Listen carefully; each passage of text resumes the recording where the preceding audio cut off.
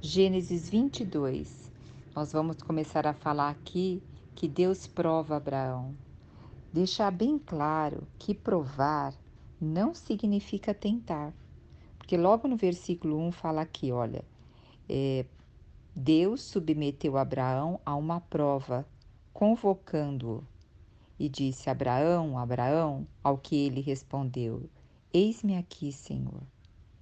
Então, aqui Deus vai fazer uma solicitação, vai pedir uma prova a Abraão. Agora, prova é diferente de tentar, de tentação. Tentação, quem faz é o tentador. Ele que seduz e engana com o objetivo maligno de destruir. Essa é a característica do maligno.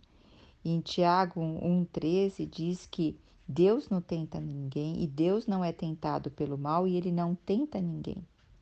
E nós também vemos lá em Lucas 4, onde 40 dias Jesus foi tentado pelo diabo.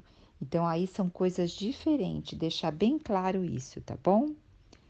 Aí depois no versículo 2 fala: Então Deus lhe ordenou: Toma Isaque, teu filho, teu único filho, a quem tu amas. Imagine você ouvir isso.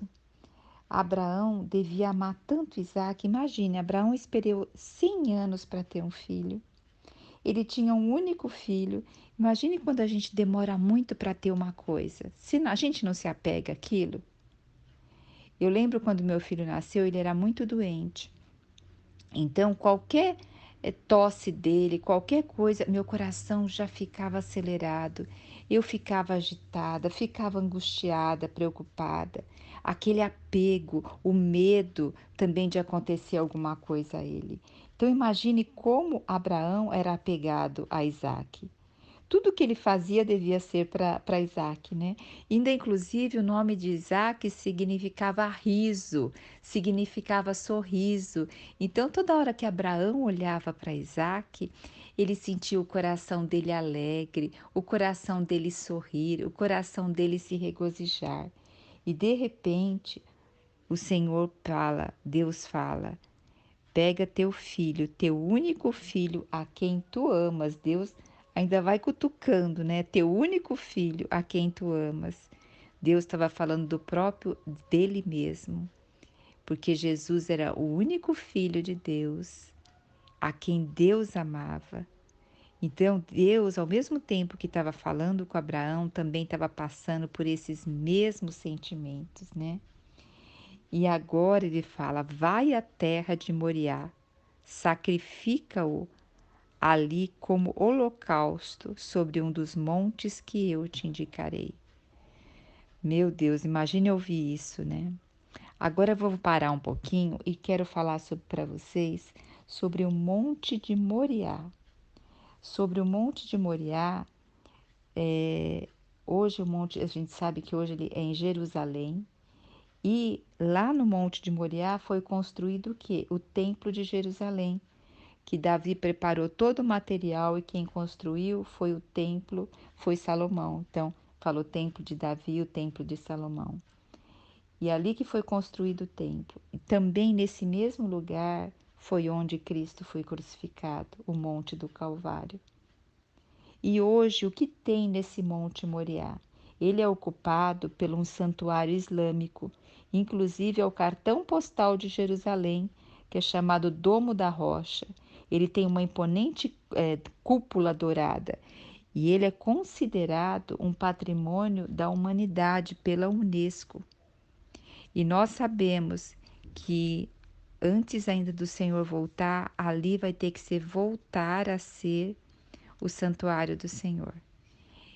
E vai ter que ser retornado a fazer os sacrifícios, porque os judeus vão retornar a fazer os sacrifícios ali. Então, olha como a Bíblia ela se completa. A Bíblia é atual, tem a ver com os dias de hoje. Ela não é um livro ultrapassado, ela é um livro totalmente atual, né? E também o que nós vemos aqui que Abraão simboliza Deus e Isaac simboliza Cristo. Imagina também o coração de Deus ao dar o seu filho por nós, né? Agora eu vejo também aqui Satanás, sabe? Ele estava olhando todo esse cenário de Abraão e estava assim assustado, porque ele fala: nossa, como esse homem é obediente, como ele crê, como ele tem fé. Aqui foi o pré-anúncio a Satanás de que ele seria ferido na cabeça, porque quando Jesus foi morto na cruz, ele feriu Jesus na cabeça. Jesus feriu Satanás na cabeça. Então aqui já era uma prefiguração de falando: olha, Abraão é um homem sujeito na sua carne, mas ele está sendo fiel a mim, obediente a mim e ele crê em mim.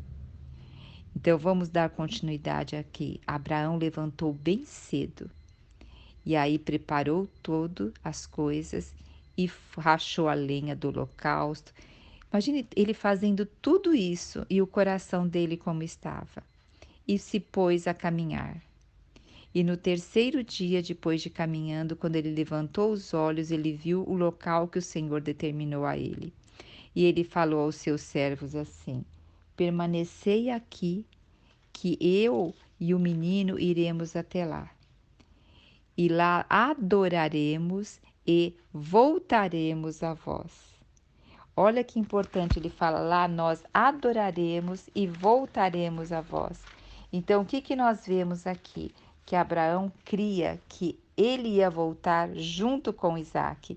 E nós vemos que em Hebreus 11, 17 e 18, Hebreus 11, 17 e 18 diz assim: pela fé, Abraão, quando posto à prova, ofereceu Isaque.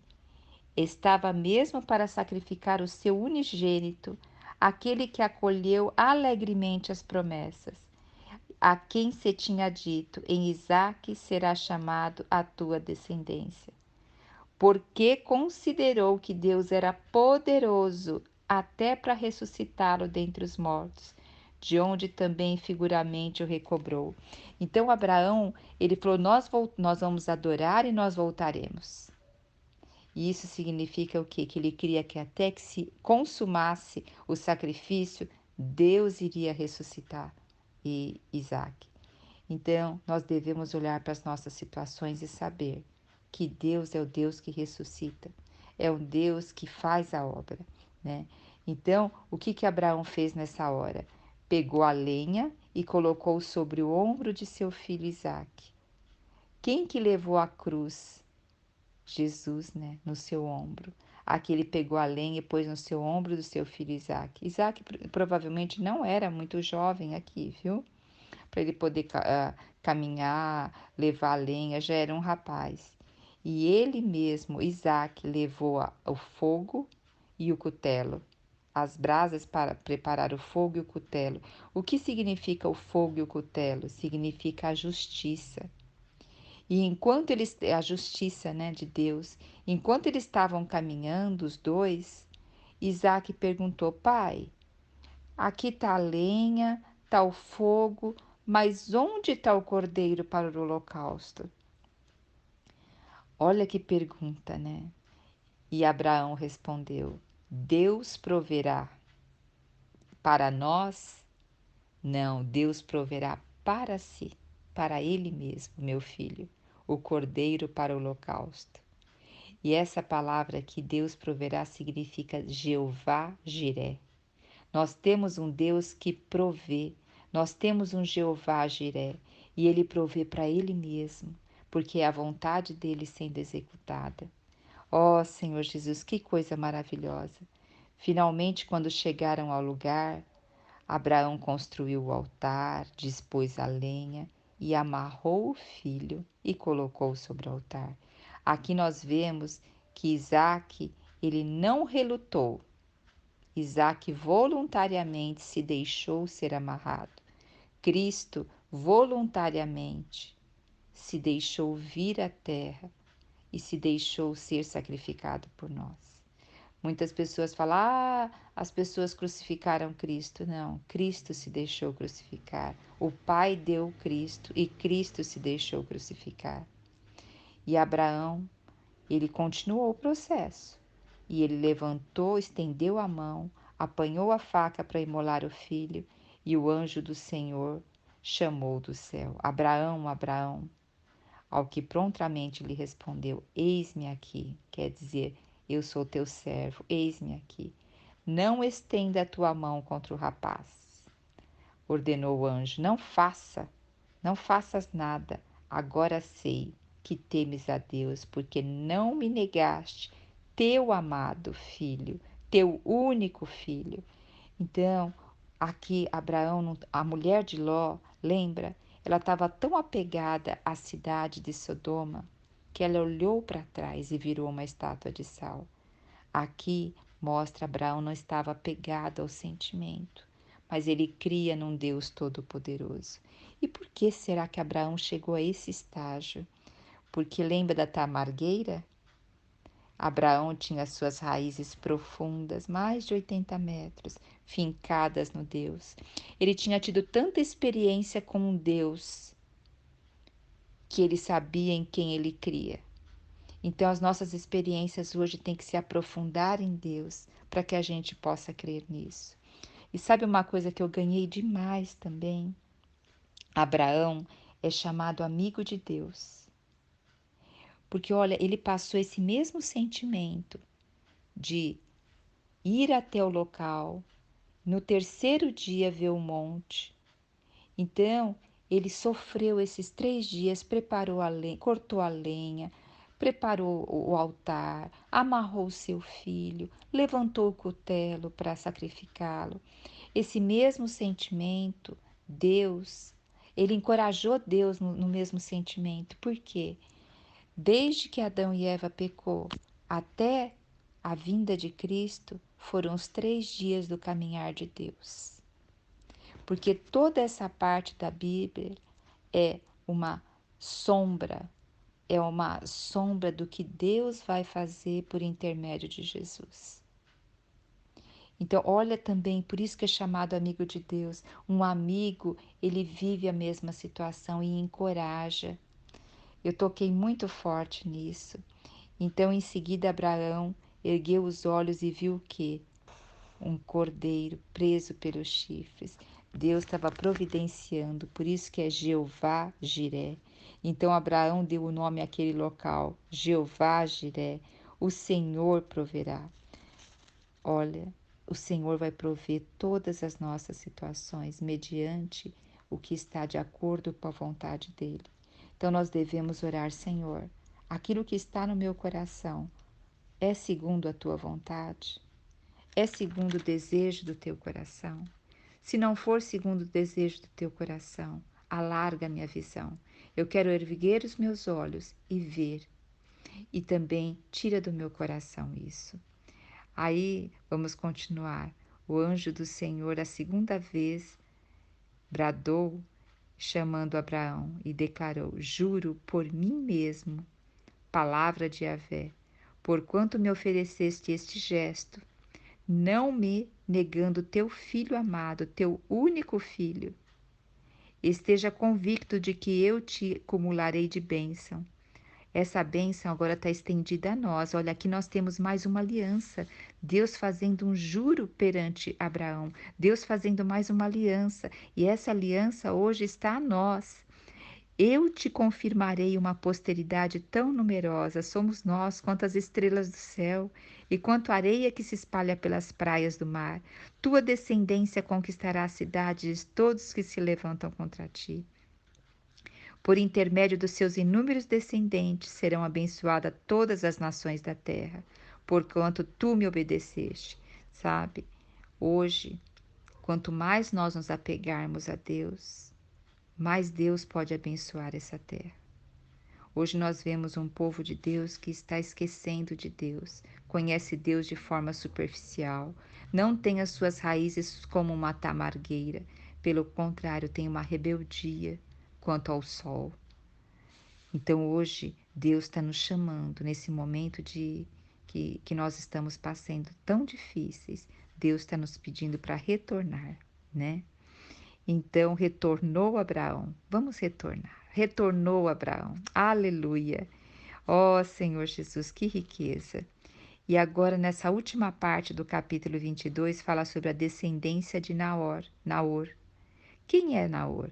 Naor é irmão de Abraão, que ficou lá em Ur dos Caldeus. Ele não saiu de Ur dos Caldeus. Abraão saiu, Terá saiu, seu pai, né? Mas a Naor ficou. E Naor foi casado com Milca, que também era da família, né? E eles deram a luz, e eles tiveram vários filhos. E aqui vai falando os filhos. E um dos filhos que vai chamar a atenção aqui é Betuel, que foi pai de Rebeca, que nós vamos ver mais para frente quem foi Rebeca. Jesus é o nosso Senhor. Outra coisa que eu quero salientar é que Abraão disse para Isaac que Deus ia prover o cordeiro. Quem é hoje o cordeiro que tira o pecado do mundo? Quem foi o cordeiro que tirou o pecado do mundo e continua ainda, né? É Cristo. Então, Deus proveu para si, para poder olhar para nós e abrir esse novo vivo caminho. Deus teve que prover para si alguém que retirasse esse pecado de nós e ele pudesse olhar para nós.